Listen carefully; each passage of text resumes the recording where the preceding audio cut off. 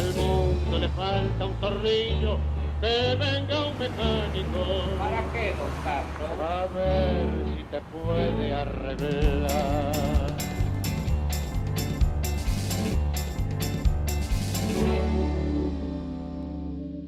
Bienvenidos a esta nueva emisión de El Tornillo, aquí en el canal de la ciudad. Luisito. ¿Cómo estamos? Luis, mirándolo de la perspectiva de un ciudadano común, uno ve al Congreso poniéndole un freno al Poder Ejecutivo en un tema siempre tan obviamente candente y complejo como el de los servicios de inteligencia. ¿Es bueno o es malo? ¿O ninguna de las dos cosas? Bueno, como siempre, viste, de acuerdo el prisma con el que se mire, vamos a mirarlo con un prisma que es el de un gobierno que trata de hacer las cosas, pero demostrando que tiene mucho poder cuando no lo tiene. ¿No es cierto? Como esos guapos de barrio, viste, que cuando se le anima el pibito, viste, se van aullando a su casa. Claro. Pero antes, viste, la manejan. Y porque la Argentina es poder dependiente. ¿No? Digamos, queremos al institucionalismo para que con la bandera de las instituciones se lo claven en el ojo a los populistas, ¿no? ¿Viste cómo es? Entonces hay una cuestión ahí de poder. Ahora, en ese sentido, fue un paso en falso del gobierno. Fue como cuando Mauricio Macri quiso poner a 2 jueces de la Corte por decreto. Claro. ¿No? Esto también. A ver, en el caso de la ex AFI, actual CIDE, de vuelta, ¿no es cierto? Hay un tema que, bueno, es una cuestión que es como un pido gancho a la institucionalidad, la CIDE, aunque tiene una institucionalidad interna y Claro. debería tener una institucionalidad mayor en términos de control, Claro. ¿no? Pero es cierto que vos no podés transparentar la CIDE, ¿no? Porque sería como, estamos viejos, ¿no? Había un humorista, le digo a la gente joven, que se llama Gila, ¿no? Y que Un genio español. agarraba el teléfono y decía, hola, con el enemigo, que se ponga el general. ¿Cuándo van a atacar? Porque tengo que ir al dentista mañana, ¿no? Entonces, ¿y con cuántas brigadas? No, pero yo tengo 2 solamente, ¿no? ¿Viste? No podéis vos transparentar el gasto de la CIDE, especialmente ese gasto de encubiertos, no de agentes encubiertos. Pero sí, vos lo que podés haber tenido era al menos una reunión con tus aliados. Digo, las formas, pero acá todo lo contrario, respetar las formas y explicar es considerado en la Argentina un signo de debilidad, y no solo por el kirchnerismo. Ahí también, luego de muchos meses de descoordinación, parecía que había un acercamiento entre Milei y Macri. Macri fue fundamental para que Milei sea presidente, le acercó financiamiento, lo ayudó, lo Dijo que había apoyó. 2 candidatos Bueno, en el no es cambio, poco, y ¿no? listo, dividió Claro, el voto por Patricia dividió, y por el actual dividió el presidente. voto propio. En el voto justamente de la Cámara de Diputados, donde voltearon el DNU, que es una facultad obviamente que tiene la Cámara de Diputados, ahora veremos qué hace el Senado. Totalmente. O sea, no hubo nada Totalmente. fuera de las instituciones, Totalmente. pero el expresidente por primera vez blanquea sus disidencias con el gobierno, tal vez con un lenguaje un poquitito más de tribuna que Así es. no de un estadista. Estamos citando a un expresidente, con lo cual ponemos comillas, que todos miren, nos estuvieron boludeando 8 meses, eso dijo Mauricio Macri. Pero ya lo dijo Nixon, lo que dice un presidente, ¿viste? Está bien. No, pero ahí el punto es el siguiente, ¿no? Lo digo irónicamente, ¿no? Por eso cayó Nixon. Le está pagando Milei a Macri con básicamente los mismos instrumentos que Macri le pagó al radicalismo en el año 2016, Sí, 2017, sí, 2018. Sí, es un poco más brutal lo de Milei porque el temperamento de Milei es diferente de Mauricio Macri, que es una persona un tanto más fría, ¿no? Especialmente en las venganzas. En ese sentido tiene una memoria de elefante. Tiene libretita, ¿no? No, tiene tatuado, lo tiene tatuado directamente. No, y ahí tenés un tema, Sergio, que tiene que ver de vuelta con el poder y con la institucionalidad. A ver. Entonces, si vos no tenés una fuerza institucionalizada, ¿no es cierto? La cuestión es puro poder y son olas que van y vienen y es una pulseada continua y permanente. Es lo que vemos por dentro de la Libertad Avanza, ¿viste? Que ya pareciera que ni siquiera son 3, ¿no? La Libertad Avanza, 3 bloques, sino que cada letra Es un bloque. es un mini bloque. Y que se te anima cualquiera, ¿no? Cualquiera. O sea, siempre en los partidos políticos hay una jerarquía. Y finalmente estamos viendo cosas que nosotros dijimos desde el principio del Claro. programa, ¿no? Sí, hay casta, también hay políticos profesionales, ¿no Claro. es cierto? Guarda de equiparar casta con instituciones. Claro. Entonces vos lo que tenés ahí es una cuestión muy importante. Max Weber diferenciaba a los políticos de profesión, ¿no es cierto?, con los políticos de vocación o vocacionales. Claro. Es cierto, pero los políticos vocacionales incluían la profesionalización, eran un salto de calidad, ¿no? Porque si no vos tenés amateurs, ¿no?, donde todo el mundo piensa que son iguales, que Claro. no hay rank and file, que no hay jerarquía. Y un partido político es una organización, y un gobierno es una organización, ¿no es cierto? Aunque sea una infamia organizada, es una organización. Bueno, por eso toman un poquito en serio este concepto de anarcocapitalismo. Son bastante anárquicos en su Bueno, funcionamiento como bloque, bueno, ¿no? eso es una cuestión muy seria, Sergio, porque, a ver, por un lado uno dice, bueno, recién empiezan, ok. No vienen de la política, ok, ¿no es cierto? Son amateurs, bueno, algunos no, algunos son medio pelos, ¿no? Pero Claro. todo es una armada de brancaleones, pero no dan pistas de querer mejorar, ¿no? No, Parece al que contrario. están felices con esto. Y ahí está la cuestión de la ideología, ¿no? Si finalmente el anarcoliberalismo es una energía, es una ideología para gestionar el Estado, o bien, como dice el propio presidente, para destruirlo. Bueno, no le está haciendo nada mal en eso. Claro. ¿no? El problema es que estás tirando el agua sucia con el bebé adentro, como dicen los italianos, ¿no? En este contexto, otro episodio más, Luis, de descoordinación, pelea entre presidente y vice. Es un tema que ya hablamos aquí varias Sí. veces. Y que es clásico en la Argentina. Clásico en la Argentina. Clásico. Yo creo que tampoco, diría, no es grave, no es que, digamos, una pelea traiga consecuencias institucionales como fue la que, bueno, vos viste tan de cerca entre Chacho y de la Rúa, ¿no? Totalmente. Nada que ver. Sin embargo, ¿no? ¿Esto te parece que es estratégico? Por ejemplo, en el caso del hijo, que el presidente lo apoye y la vicepresidenta lo critique. ¿En algún sentido nos sirve para contener a electores que pueden estar a favor o en contra de una figura controversial como la del juez Claro. federal? Uno diría, se admite las diferencias en el gobierno sobre cuestiones que no son críticas para el gobierno. Claro. Por ejemplo, un juez en la corte. ¿No Increíble. es cierto? Entonces, vos podés estar en desacuerdo sobre si se toma té o café en el Senado, ¿no? Pero una cuestión que es la política del presidente, en donde realmente se mete en un berenjenal, Claro. ¿no es cierto? Es una decisión muy polémica, en donde sí, las decisiones polémicas para afuera demandan que vos, ¿no es cierto?, tenga unidad. Ahora, me parece que de trasfondo no hay una cuestión ideológica, sino una cuestión que es cómo mide en las encuestas la vicepresidenta. Y eso para cualquier presidente, en cualquier lugar del mundo, que tu segundo, que es el conspirador institucionalizado, el vicepresidente, Así es decir, que es. está habilitado para, en caso de muerte, bueno, llegar a la presidencia. ¿No? Es nada y puede hacerlo todo. Muerte, renuncia. ¿No es cierto? Señores, este es El Tornillo. Aquí en el canal de la ciudad vamos al desarrollo de este programa donde tenemos un invitado muy, pero muy especial. Hay crecimiento vegetativo, pero no hay crecimiento de la producción y de la riqueza. Es el loco que se animó a meter la mano en la cloaca. Mantiene en vilo la esperanza de que esto cambia para bien. Nuestro invitado esta noche es nuestro amigo Mariano Aguas. Qué placer tenerte. Un gustazo, Gracias por venir. igualmente. Gracias.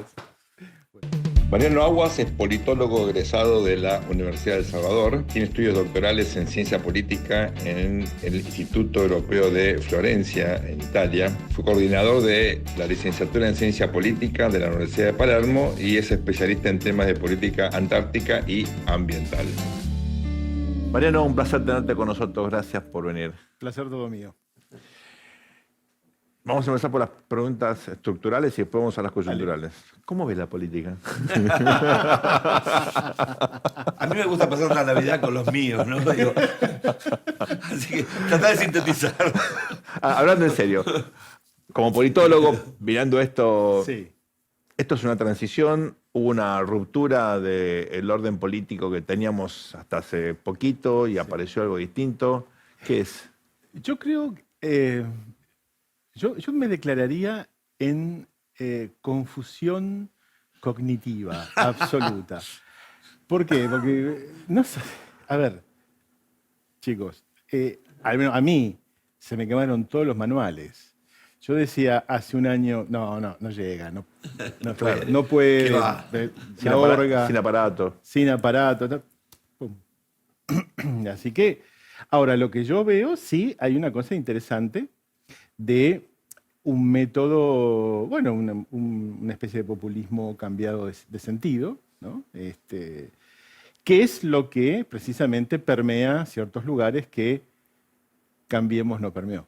O que el discurso, al menos del PRO, nos llega como, digamos, como el centro derecha más, si vos querés, más prolijo, más enjundioso en algún punto,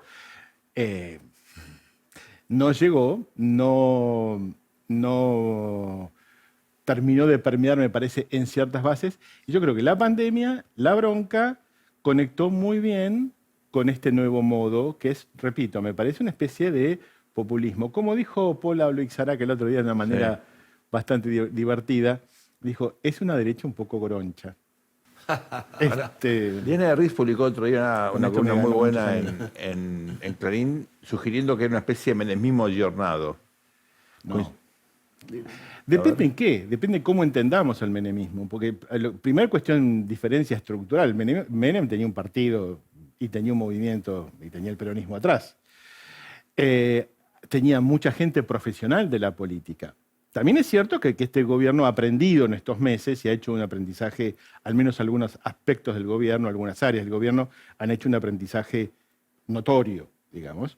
Pero esta idea de que vos podés desterrar la política o no pensar en ella y querer hacer política me parece demencial desde un punto de vista. Entonces, sí, ¿en qué se pueden parecer? Bueno, que hay ciertas reformas que hay que hacer, que tenemos que ir a un capitalismo un poco diferente, que tenemos que provocar, digamos, incentivos necesarios para un futuro desarrollo, que hay que definir cómo nos queremos desarrollar, bla, bla.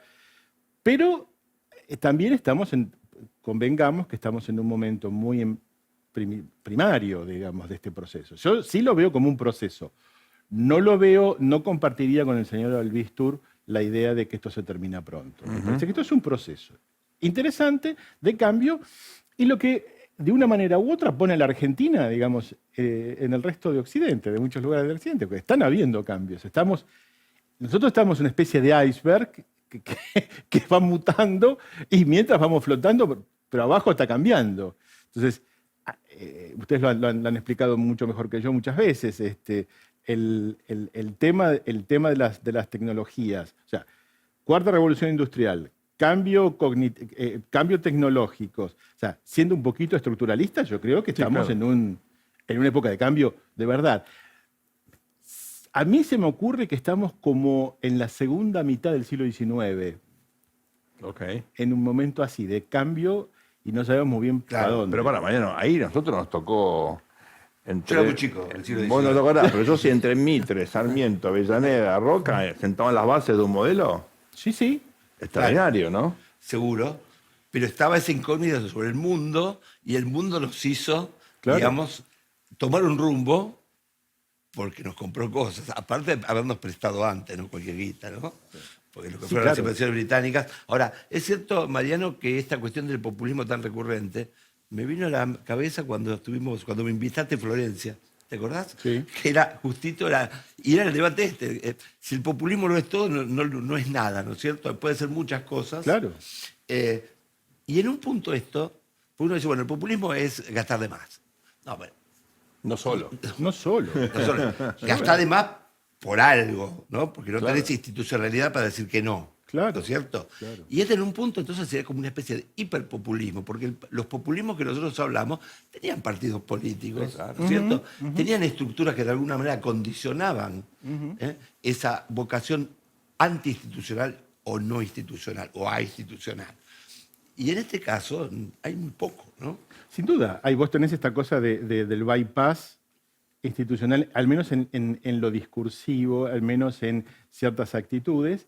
Y tenés un elemento muy interesante, que hay un elemento, me parece que aquí sí hay un elemento, a diferencia con otras experiencias de centro-derecha, que hay un elemento cultural muy fuerte. ¿Cuál es?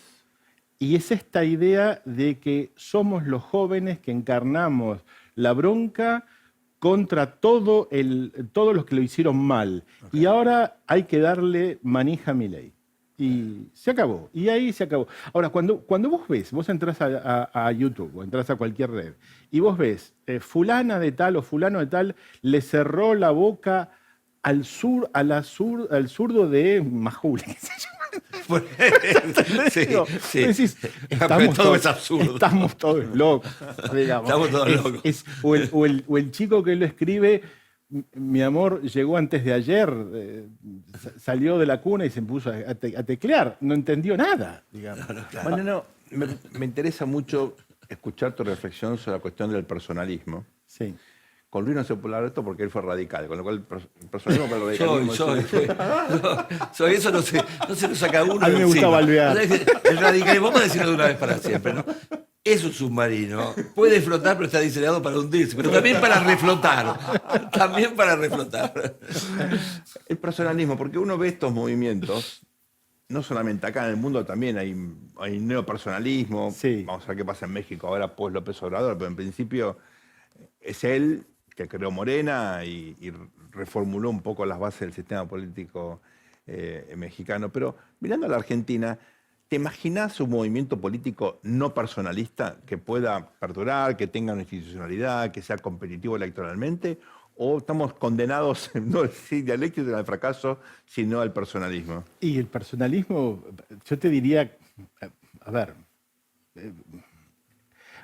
yendo a Bobbio, y usando el laboratorio de la ciencia política, que es la historia, difícil que al chancho le salgan plumas.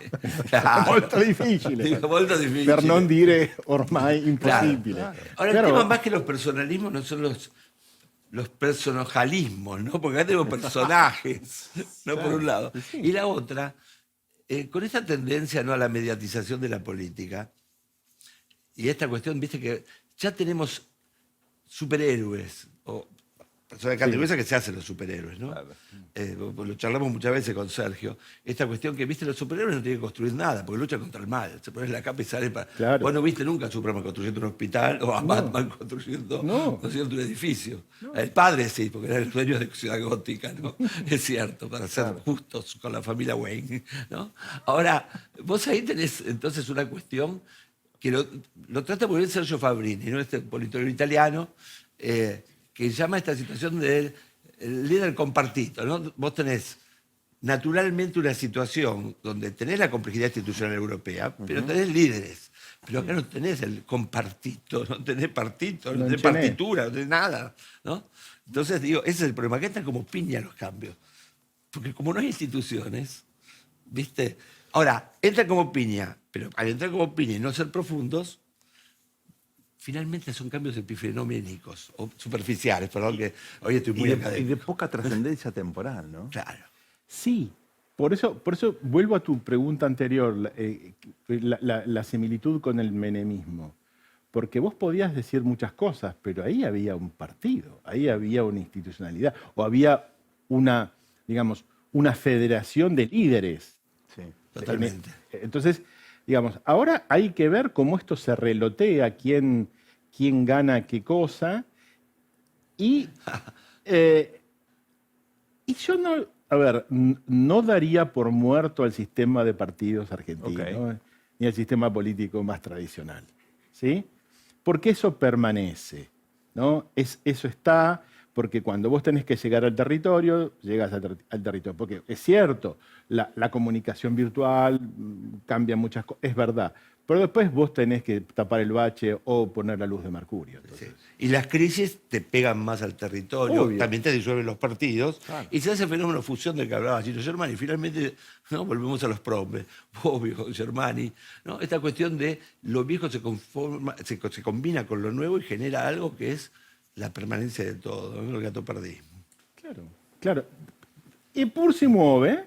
Sí. Y de todas maneras, lo interesante, también hay algo, que es, diría las viejas encíclicas papales de una época, el signo de los tiempos es que la sociedad argentina se hinchó las amígdalas de un montón de cuestiones y este ñato lo representó, lo agarró, pegó la cuestión y dijo, esto lo hago yo. yo me lo cargo. El otro día hablando con un diplomático que se está yendo a Argentina después de unos cuantos años, me decía... Un diplomático extranjero. Extranjero, claro. Un voy a diplomático Estados argentino Unidos. que se te fue también.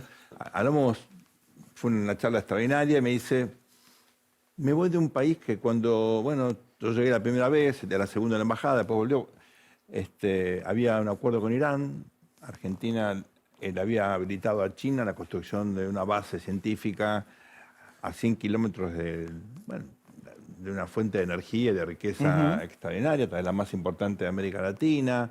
Era un país alineado con Venezuela. Y me voy ahora de un país que acaba de firmar un acuerdo con el Comando Sur para una base logística en Tierra del Fuego, quiere mudar la embajada de Israel a Jerusalén y niega lo que, o sea, confronta a Venezuela en apenas hace 9 años. Totalmente. ¿Cómo explicás semejante péndulo? Yo creo que la Argentina real, parafraseando Mallea, apareció. Y las coaliciones duraderas de la Argentina aparecieron. Pero yo creo que Milei y su gobierno es como un alibi, es como una cosa de decir, bueno, que él haga todo lo que nosotros quisiéramos, y el ajuste que hay que hacer duro, alinear al país donde tenemos que alinearlo, bla, bla, bla, bla, y después vemos. ¿Por qué todavía hay sectores, digamos, del carnaval carioca que gritan? Entonces, O sea, sería como una avanzada de los Marín, digamos. Pero claro. El desembarco, yo lo veo, si tenés éxito, avísame. Claro, pero cuando uno piensa... No te olvides de los alfajores y las ensaimadas, ¿no? Pero claro, pensemos en la estructura peronista de verdad de la provincia. Pensemos en los gobernadores de Cuyo, pensemos en Santa Fe, en Córdoba, las provincias patagónicas. ¿Qué pensamos nosotros que quieren? Que pueden perseguir. Cierta estabilidad, cierta alineación. Argentina está muy bueno que Argentina vuelva o en algún día pueda entrar a la OECD para tener préstamos a otra tasa. Digamos, tener, bueno, un poco, que es más mi tema, digamos, temas de política antártica, racional, lógica. ¿Y en eso cómo estamos, Mariano? Para ir, digamos, redondeando. En eso cómo estamos. Mirá, Argentina yo creo que está haciendo... está llevando una buena política dentro de todo, que si tuviésemos que decirlo en palabras muy breves, es una gran oportunidad para Argentina es sostener políticas ambientales de calidad, porque eso nos pone como buenos muchachos en un club muy prestigioso que es el Club Antártico. ¿Y eso es Cancillería que lo lleva? Eso es Cancillería fundamentalmente, con el apoyo logístico del Ministerio de Defensa, que es a través de lo que se llama el Comando Conjunto Antártico, el COCOANTAR, que parece el nombre de un bailantero cordobés, pero no lo Sí. es. Pero, sí, Cancillería, además, una buena política antártica de protección ambiental, mirá, nos ordena. No solamente nos hace aparecer como good guys en el mundo. Claro. Segundo, nos alinea con Estados Unidos. Tercero, nos pone en consonancia con Chile. Y cuarto, nos permite un punto focal para construir una nueva institucionalidad con Gran Bretaña. Todo esto Ni más ni menos. en un contexto en el cual uno lee, corregime, que hay intereses estratégicos de otros países también en Antártida. Sin duda. De Rusia, de China, Sin duda. hasta Irán. ¿Cómo se compatibiliza? ¿Hasta qué punto esta nueva guerra fría o no tan fría impacta? El tema más complejo de esta mutación es el nuevo rol de China, fundamentalmente. China está tratando de cambiar todos los acuerdos, digamos, de Bretton Woods para acá, Claro. del orden mundial. Entonces, uno de estos es el sistema del Tratado Antártico, ¿sí? Que se firma en el 59, entra en vigencia en el 61, y es uno de los acuerdos internacionales más exitosos que exista. Ahora, ¿China qué está haciendo? ¿Rechazarlo? No, lo está tratando de cambiar por dentro. Entonces, por ejemplo, para que tengan una idea, instituciones que se han creado para la protección del medio ambiente antártico, China la está intentando transformar en una institución de regulación de la pesca. Ok. Entonces digo, estos son los desafíos que tenemos en el futuro, por eso digo, una buena política de protección ambiental alinea a Argentina en muchos lugares Ahora, Occidente. correctos, de coincidencia, y creo que nos ayudan a un institution building muy interesante a nivel regional. ¿La Agenda 2023 tiene algo que ver con esto? La Agenda de Naciones Unidas, digamos. ¿Hay algún capítulo? Mira, Bueno, hay capítulo ambiental. Hay un capítulo ambiental, lo que pasa es que institucionalmente son mundos separados, Naciones Unidas del Tratado Antártico, precisamente, y a nosotros nos conviene absolutamente que el Tratado Antártico siga de esta manera, Claro. porque Argentina tiene un voto equivalente al de China, Estados Unidos o Rusia. Y ahí el Consejo de Seguridad. El ¿no Consejo de cierto? Seguridad es otra Pero Cuba, cosa. Es el que decide todo. Totalmente. Es el que decide todo. Totalmente. Así Pero que- es cierto, ¿no?, que estamos en desacuerdo con un acuerdo, que es el acuerdo de Occidente. Los que están en desacuerdo con el acuerdo, Claro. China, Rusia, Irán. Exactamente. Este acuerdo en Argentina tiene un respaldo burocrático, Cancillería, Fuerzas Armadas. ¿Hay Sí. en la sociedad civil conciencia de la importancia que esto tiene? De a poco está habiendo una conciencia mayor.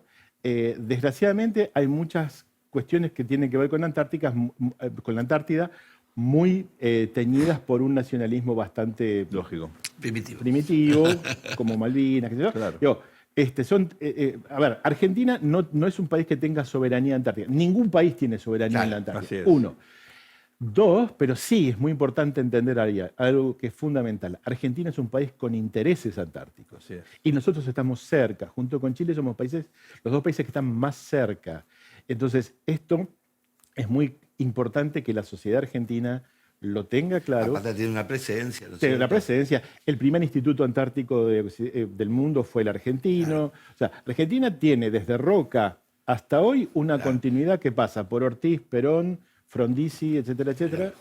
Mi escuela primaria, en el pasaje de Dantas, en Villa del Parque, se llamaba Territorio Nacional de Tierra del Fuego, Antártida e Islas del Atlántico Sur. Sí. La escuela 18, El 17, triangulito 17. del Sí. mapa. Con lo cual, Sí. para mí estás tocando digamos, mi corazón de mi infancia más... ¿Te acordás que no entraba en la hoja? Porque vos calcabas la Argentina Claro, y te sí. quedaba el triangulito. Tal Un cual. pedazo de pizza que da ahí. Vamos a una muy breve pausa ahora y seguimos aquí en El Tornillo por el canal de la ciudad, no se vayan. No le falta un tornillo, que venga un mecánico. Seguimos aquí en El Tornillo por el canal de la ciudad. Estamos entrevistando a nuestro amigo Mariano Aguas. Es una charla de entre amigos, politólogos. Así que imagínense, esto es casi un living, más que de costumbre. Mariano, estás dando clase, hace mucho que das clase. ¿Qué ves? ¿Cómo ves a los chicos? ¿Los ves motivados? ¿Ves que hay, digamos, generaciones que se interesan por las ciencias sociales, por la ciencia política en particular? Sí, yo tengo la suerte de dar en dos universidades muy diferentes. Una es la Universidad Nacional de La Matanza y la otra es la Universidad de Palermo. Y en ambas, yo lo que noto es que hay un núcleo de chicos siempre muy interesados, muy comprometidos, muy maduros la mayoría, todos chicos que trabajan, estudian y que, sí, por supuesto, eligen la carrera de ciencia política en el caso de Matanza y de ciencia política y relaciones internacionales en el caso de Palermo, y les interesa la política. Y malo sería que no les interesara, digamos. Así que, no, eso yo lo veo. ¿Notas un deterioro en la calidad de los chicos que llegan a la educación universitaria? Como uno ve las estadísticas y son Les cuesta. bastante... A algunos chicos les cuesta. Sí, hay un tema con la lectura. Hay un tema que ustedes lo deben haber percibido ya hace mucho tiempo, que hay un tema con la lectura y con el manejo de textos complejos. Pero, bueno, se trabaja. Sí, yo creo que viene compensado, ¿no es cierto, Mariano, también por estas capacidades que tienen los alumnos de manejar, ¿no es cierto?, las nuevas tecnologías. Claro. ¿no? Imagínate cuando nosotros cursábamos, ¿no? Realmente En el siglo encontrar- pasado, en el siglo literalmente. Literalmente. Mediados, casi. No en el siglo XIX, aclarémosle a la No, audiencia. no. Pero se parecía más Sí, claro. al siglo XIX que lo que se Claro, parece ahora. a este siglo, ¿no es cierto? sí. Porque nosotros dependíamos de Gutenberg, Sí, sin duda. ¿no? Dependíamos de Gutenberg y era muy difícil encontrar textos. Había, ¿no es cierto? Uno se sentaba arriba de un texto. Alguien viajaba, te traían un texto divino, precioso. Nos prestábamos libros porque había pocos libros importados. Me acuerdo totalmente. lo que en una época en El Salvador era las artimañas que había. que dar para conseguir la copia de Poliarquía. Claro, Te es da verdad. Dahl. Sí. Totalmente. Es una Biblia para nosotros. Sí, era. absolutamente. Y eso que Robert Dahl, parte de ese libro fue inspirado por el viaje que hizo reciente a la Argentina en el 68, que Así visitó es. Floria, Claro. El Así Salvador. Claro. Estos son detalles así de la radio de la ciencia política. Por favor, no apague el televisor. No pague el No televisor. lo rompa. Si alguien todavía está mirando. ¿Cómo ves a la ciencia política? Desde adentro, siendo un profesor, un investigador. Es sartoriano el pastor crítico. No, bueno, ¿cómo estás viendo? Sobre todo, llegamos a un momento muy interesante porque hay ya varias generaciones de politólogos que se formaron en un contexto de democratización y la política está en una crisis como si efectivamente no hubiera profesionales que la puedan pensar Totalmente. críticamente, ¿no? Como una especie de, bueno, no cierra una cosa con la otra. Nunca hubo tantos politólogos y nunca tal vez estuvo tan mal la política, ¿no? Sí, yo creo que, a ver, la ciencia política en Argentina me parece que canónicamente, académicamente, ha progresado y mucho. Hoy tienen una institucionalización que en nuestra época de estudiantes no existía y eso está buenísimo. Eso también genera que más chicos hayan entrado al mercado, entonces la competencia es mucho más fuerte y también eso impactó, podemos decirlo, en el negocio académico, donde se han pululado, sobre todo en una época, ahora se equilibró, el tema de los posgrados. Claro.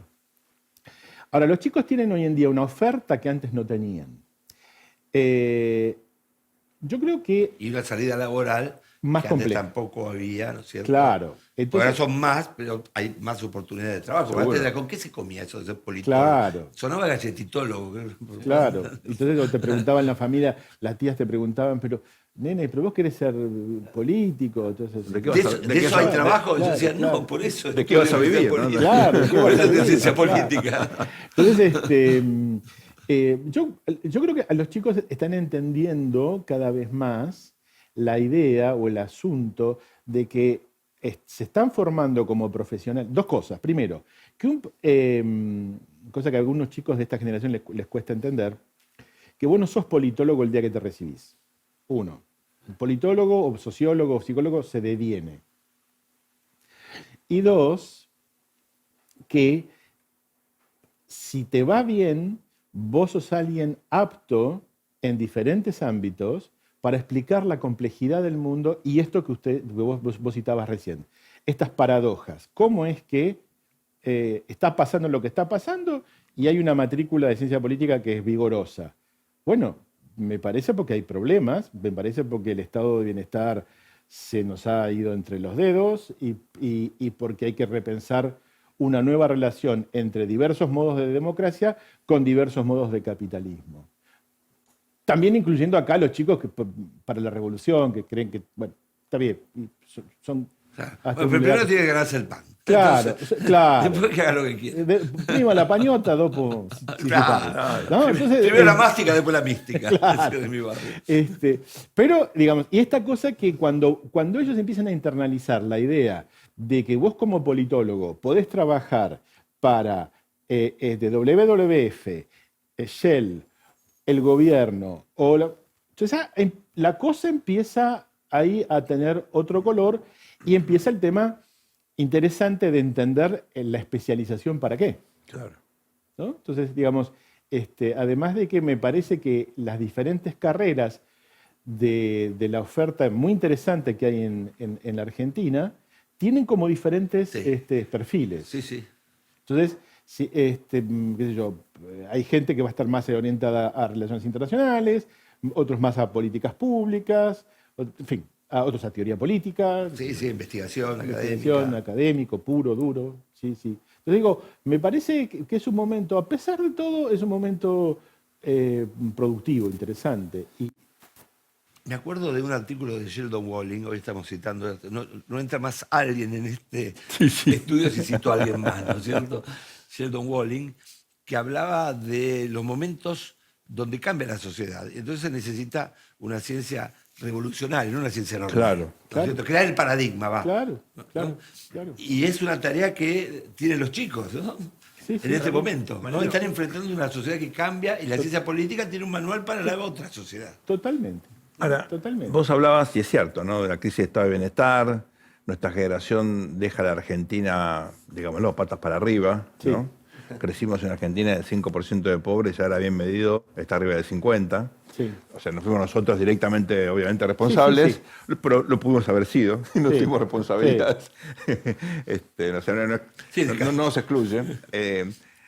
Vos decís que no somos pobres de casualidad. Exacto, exacto. Pero el punto central ahí es que llama la atención, viéndolo de adentro y de afuera, que este país viene a aplicar 20 años con el interregno de Macri, ¿no? Pero 20 años de políticas populistas, de mucho gasto, de mucho intervencionismo, de un estatismo extremo, casi como el primer peronismo.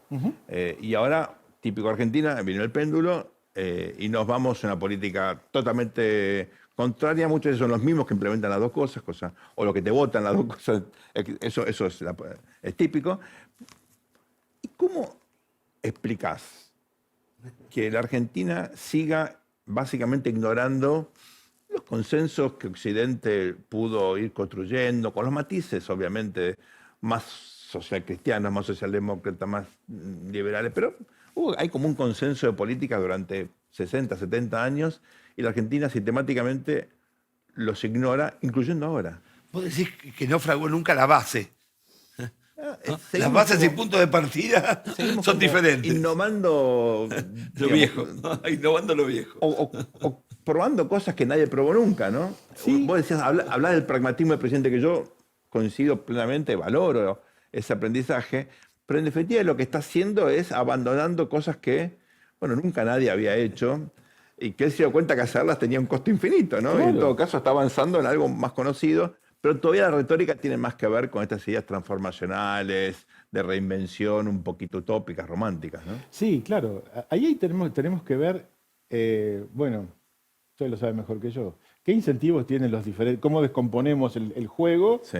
el sistema y qué juego de incentivos tiene los actores. Yo tengo un querido amigo, Claro. mi colega, Un que de querido. cuestiones constitucionales y los juegos de incentivos entiende un poco. Algo, Yo algo, aprendí de él. algo.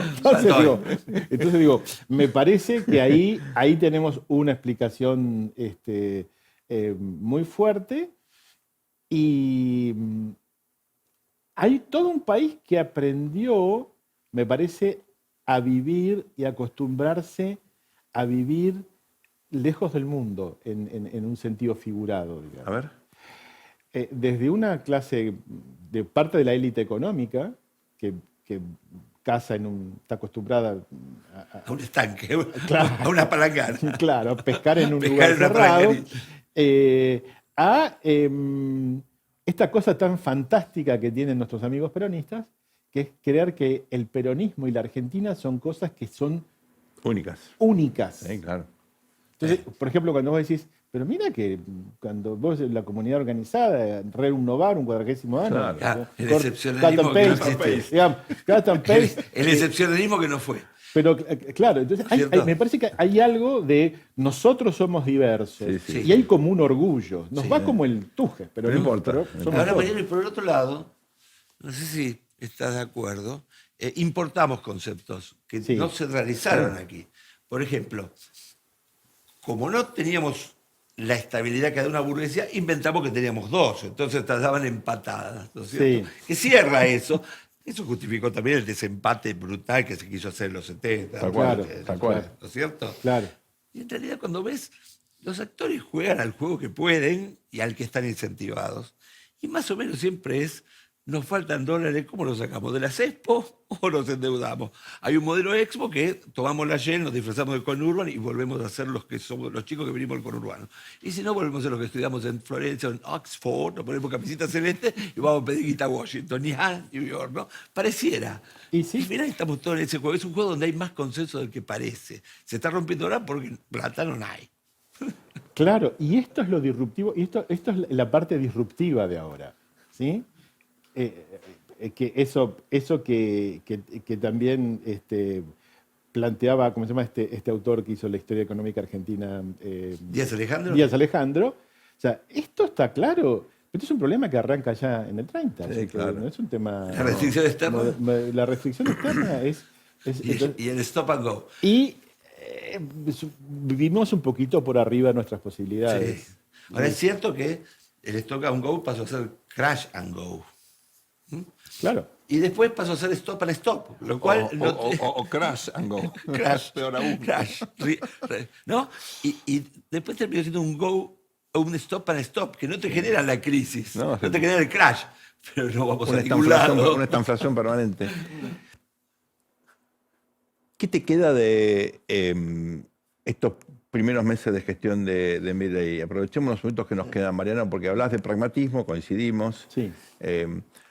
Mirando la opinión pública, parecería haber una especie de pacto. Sí. Bajame la inflación, yo te apoyo. Dale. No me importa lo que haces, bajar la inflación, ¿no? Lo cual obliga al gobierno a postergar la salida del cepo y cosas que generarían ruido en esa especie de pacto, ¿no? La legitimidad de ejercicio está muy ligada casi a una sola variable. A la efectividad. Parece increíble, pero es así, ¿no? A la efectividad. Ni siquiera la efectividad.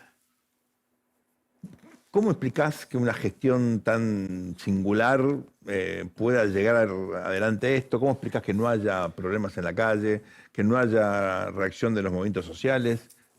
Yo creo que mi sensación es que muchos, diría Nini Marshall, cada uno más de 4, ¿sí? Lo cual denota mi edad. Sí. Googleé que fue Nini Marshall, ¿no? Más joven. Bueno, más importante que Robert Dahl, seguro, ¿no? Estaba esperando que alguien hiciera esto. Dio este ñato. Genial. Ya lo van a crucificar. Pero primero había que ordenar. Entonces, me parece, este es como el tipo para eventualmente el día de mañana, las almas sensibles, odiar con intensidad por todo lo malo que hizo. Claro. Como te acordás, fue, no, por Caballo, pero bueno, gas, energía, teléfonos, como telecomunicación. Claro. Bueno. Claro. Entonces digo, me parece que hay algo de esto y que todos están tirándose cenizas y tirándose los pelos, pero de reojo mirando, dale, termina de una vez por todas. Hacer laburo. Hacer laburo. Sí. Bueno, finalmente, ¿no? Como dice Andrés Girard, cito a tu mamá, sin uno más, ¿no?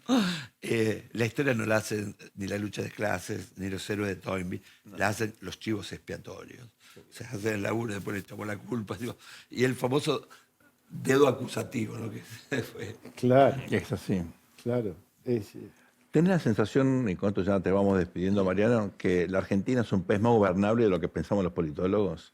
Que en el fondo pasan los gobiernos y el país... Pruebas al canto. A ver, en la región, todo un montón de gobiernos saltaron por el aire. Argentina termina el ciclo, se pasa de un ciclo a otro. Puteamos, nos enojamos, Sí, hacemos la gran Campanelli, ¿sabes? Pero camina.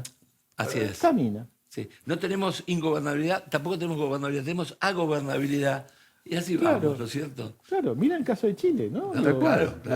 Los muchachos ejemplares de la región. Digo, qué sé yo, tan mal no nos va. Miraban a ser madres de la cordillera vinieron los Muchas chicos. gracias, Mariano. Un gusto. Muchas tenerte. gracias. Un gustazo. Un placer Un gustazo. enorme. No se vayan, seguimos en un ratito con el tornillo aquí en el canal de la ciudad.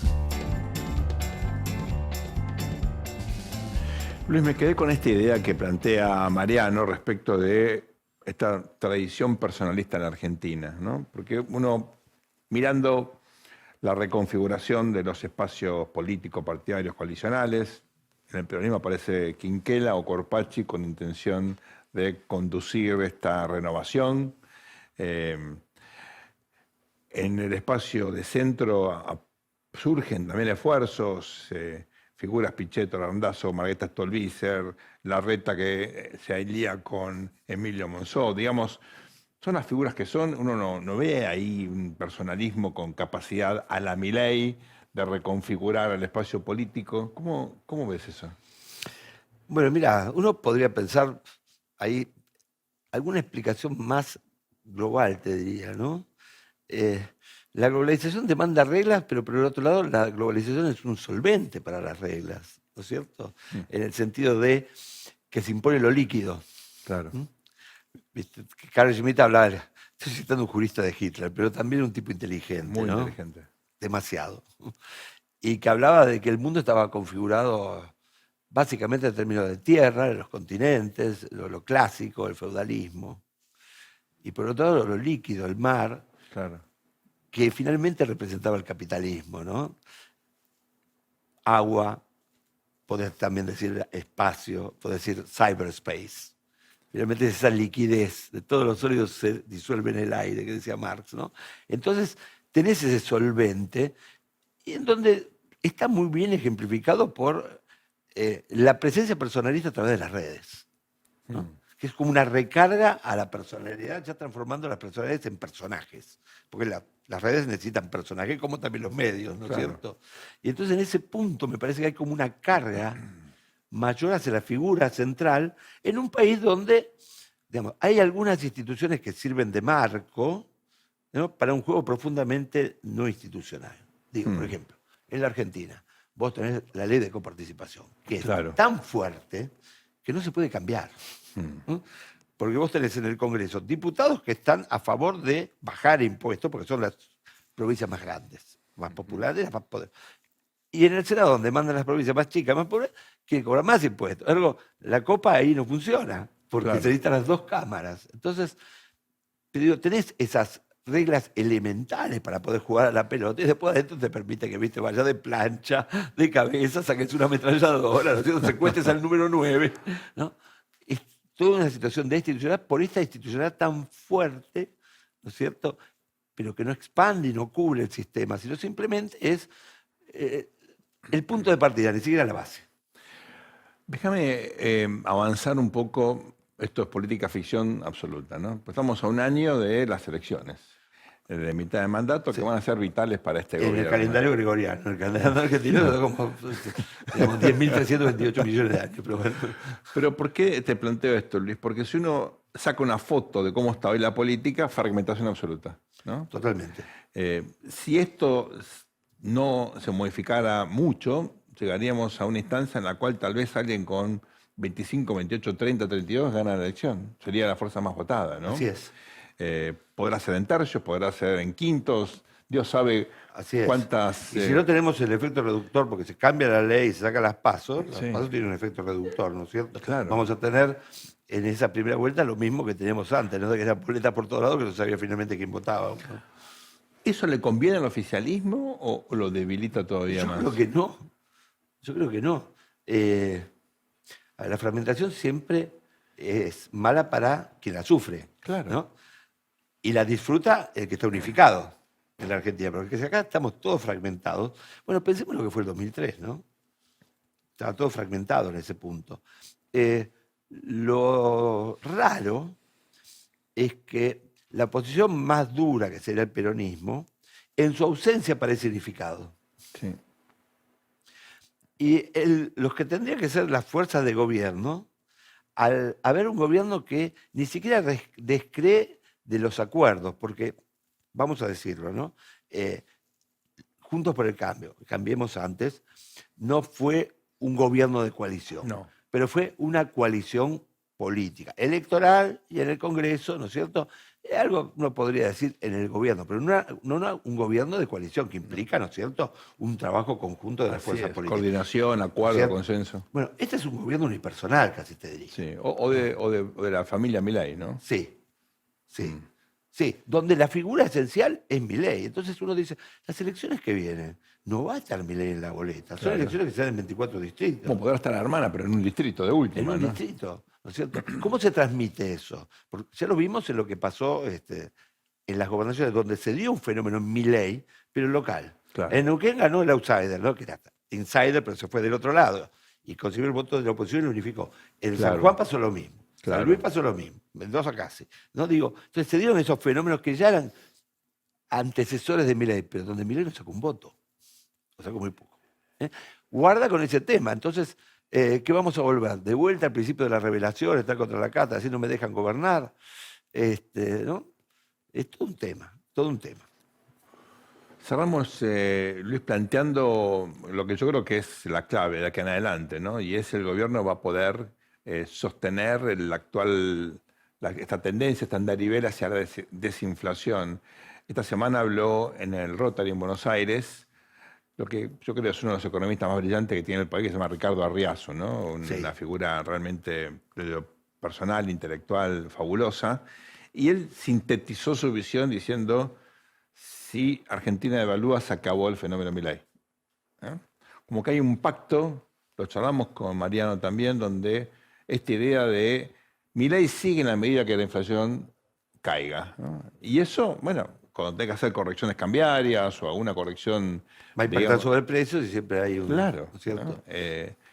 Eso es, me parece una fortaleza, porque el presidente tiene obviamente apoyo de la sociedad, que es el 50%, una debilidad porque lo condiciona muchísimo en su margen Totalmente. de acción. Bienvenido a la política, dirías vos, ¿no? Claro.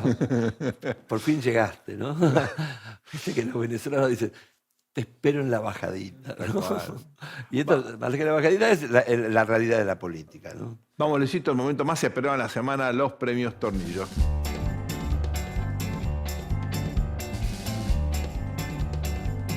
Comenzamos con el Tornillo Oxidado. Se lo merece, se lo ganó con mucho mérito el bloque de La Libertad Avanza, que se comporta de ¿Bernardo Brancaleone?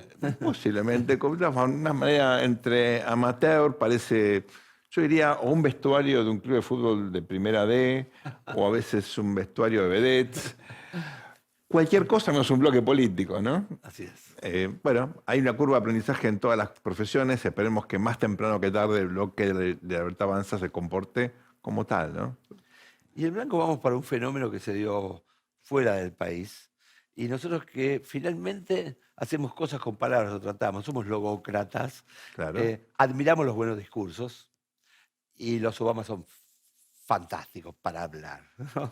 En el contexto de la Convención Demócrata que se realizó en la ciudad de Chicago, donde vive mi hija Zoe, ahí los Obama demostraron que hablando son fabulosos, gobernar es un poquitito más Un difícil. poquito más difícil, es cierto, ¿no? Uno puede decir, bueno, se la dieron difícil, pero siempre te la dan difícil, ¿no es cierto? Así que yo voy a proporcionarles el tornillo blanco, el white.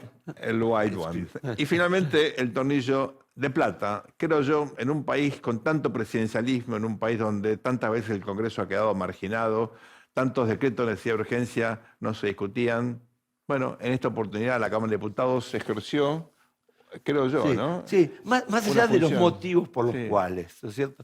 La política siempre se mueve por ciertos motivos particulares, pero genera efectos públicos. El efecto público está bien, me parece. División de poderes, frenos y contrapesos. Bienvenido a la República, señor presidente. El tornillo plateado se lo merece el Congreso de la Nación, la Cámara de Diputados en particular. Esto fue todo por esta semana. Gracias por acompañarnos. Esto ha sido El Tornillo, una nueva emisión aquí por el canal de la ciudad. Que tengan muy buena semana. Al mundo le falta un tornillo, que venga un mecánico.